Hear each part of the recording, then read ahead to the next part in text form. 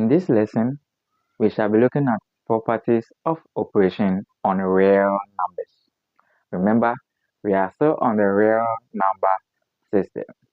Now, when we talk about the operations, we are talking about the addition, the multiplication, the subtraction, and division.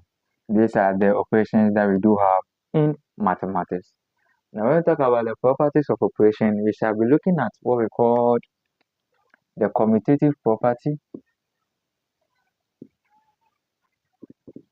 We shall also be looking at the associative.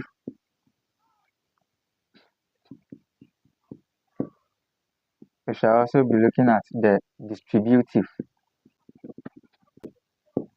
We shall also be looking at what we call the identity element. Identity. And lastly, we'll be looking at the inverse. The inverse. So these are the properties of operation that we'll be looking at from today going. We are starting with the commutative property. The commutative property.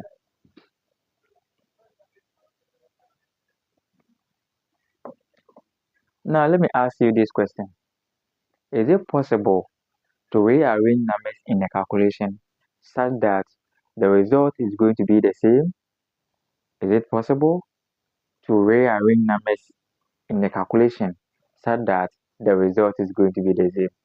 Is it possible? Let's investigate to see if it is really possible or not. So let's take any numbers from the real number system. Let's take any two numbers from the real number system. So we can talk of, let's say,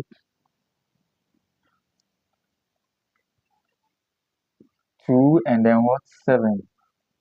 2 and 7 comes from the set of real numbers, okay? So let's take it that 2 and 7 comes from the set of what? Real numbers.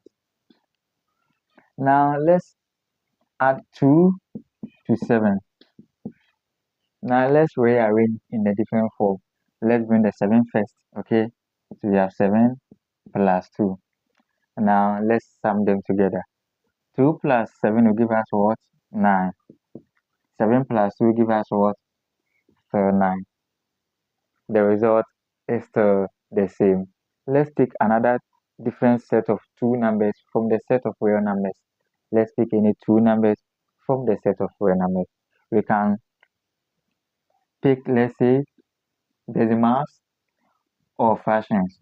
So let's take it that you have 2.5. Let's make it 3.5 plus what? 4.5. Now let's arrange it in a different form using the addition operation. So we have 3.5 plus what? 4.5. Now let's bring the 4.5 first, okay? So we have 4.5 plus what? 3.5. Now let's sum them together. 3.5 plus 4.5 will give us what? 8. 4.5 plus 3.5 will still give us what? 8. So no matter how the numbers are being arranged, the result is still going to be what? The same. Now let's use the multiplication operation. So we are still going to pick two numbers from the set of real numbers. So we can talk of still 2 and 7 or 2 and 6. So we have 2 times what? 6. Now let's rearrange it in a different form. Let's bring the 6 first. So 6 times what? 2. 2 times 6 will give us 12. 6 times 2 will give us what? 12. We are still getting the same answer. No matter how the numbers are being arranged, whether 2 comes first or 6 comes first, the result is still the same. Let's pick another set of numbers from the real number system. Let's pick fractions. So we have, let's say, 1 over 2 and then 1 over what? 4. So we are going to get 1 over 2. We are using the multiplication operation. Now this one, let's bring the 1 over 4 first. So we have 1 over 4 times what? 1 over 2. 1 over 2 times 1 over 4 will give us what? 1 over 8. 1 over 4 times 1 over 2 will give us what? So 1 over 8. So no matter how the numbers are being arranged, when multiplying, the result is still going to be the same. No matter how numbers are being added, arranged, when adding them, the result is still going to be the same. Now this property is called the commutative property. Commutative property.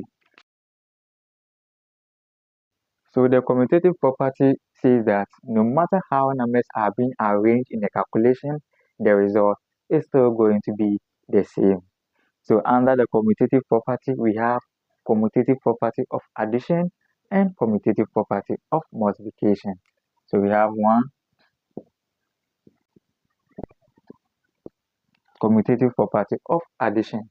So it says that if A and B come from the set of real numbers, then A plus B is the same as what? B plus A. That is the commutative property of addition. And we've looked at some few examples on that. So let's take it that you have 2 and then 7 coming from the set of real numbers. Let's use different set of numbers. Let's say 5 and then 3. Then we can say that 5 plus 3 is equal to what? 3 plus 5. This will give us what? 8 is equal to what? 8. And this property is the commutative property of addition. Now you also have the commutative property of multiplication.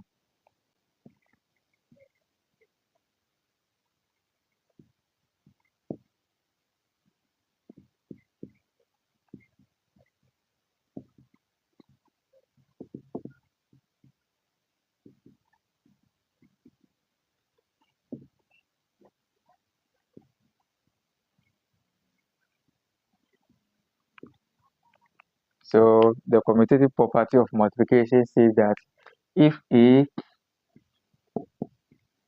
and B comes from the set of real numbers, then we can say that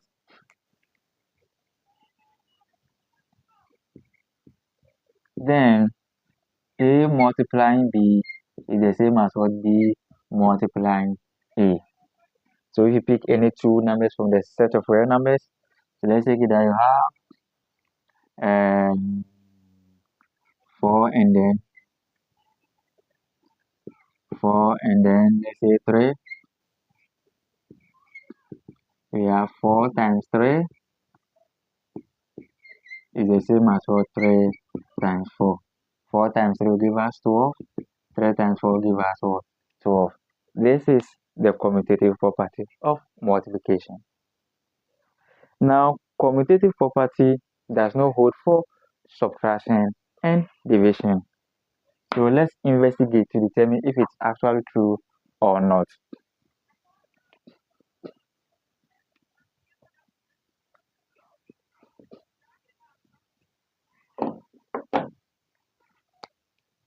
So let's pick any two sets from the set of real numbers. So we can talk of 4 and then let's say 10. So we are using the subtraction operation. So we have 4 minus 10, right? So we have 10 minus what? 10 minus 4. 4 minus 10 will give us minus 6. 10 minus 4 will give us 6. Minus 6 is not equal to what? Positive 6. So the commutative property does not hold for subtraction. You can pick any two numbers from the set of real numbers and then go through the same process. You realize that the left hand side will not be equal to the right hand side. Now commutative property does not also hold for division. So let's pick any two numbers from the set of real numbers. Let's use 4 and 10. Still 4 and 10. So we are going to have 4 divided by 10, right? Is equal to, let's say, 10 divided by 4. So 4 divided by 10 is the same as 4 over 10. Is the same as what 10 over what 4. So we can get what 2 over what 5, and this is giving us what 5 over 2. You can see that 2 over 5 is not equal to 5 over 2. So the commutative property does not hold for division.